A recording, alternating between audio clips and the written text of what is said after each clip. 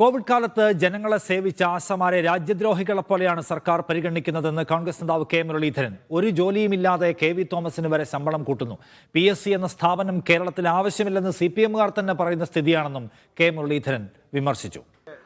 വരുമാനം ഒന്ന് ചെറുതായി കൂട്ടണം, ഓണററി ഒന്ന് വർദ്ധിപ്പിക്കണം എന്നാവശ്യപ്പെട്ടപ്പോ അവരെ രാജ്യദ്രോഹികളായി ചിത്രീകരിക്കുന്നത് ഒരു ഗവൺമെന്റുകൾക്കും ചേർന്നതല്ല എന്നാവുമായിട്ട് ഞാൻ പറയാം.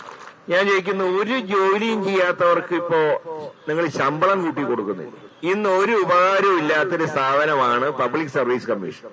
ഞാൻ മാത്രം പറയുന്നല്ല, CPI-യുടെ നേതാവ് മുൻ മന്ത്രി C. ദിവാകരനാണ് പറഞ്ഞത് ഈ ഒരു സ്ഥാപനത്തിന്റെ ആവശ്യം കേരളത്തിലുണ്ടത്. കാരണം റാങ്ക് ലിസ്റ്റിൽ ഉണ്ടാക്കുന്ന ജോലി മാത്രമേ ഉള്ളൂ.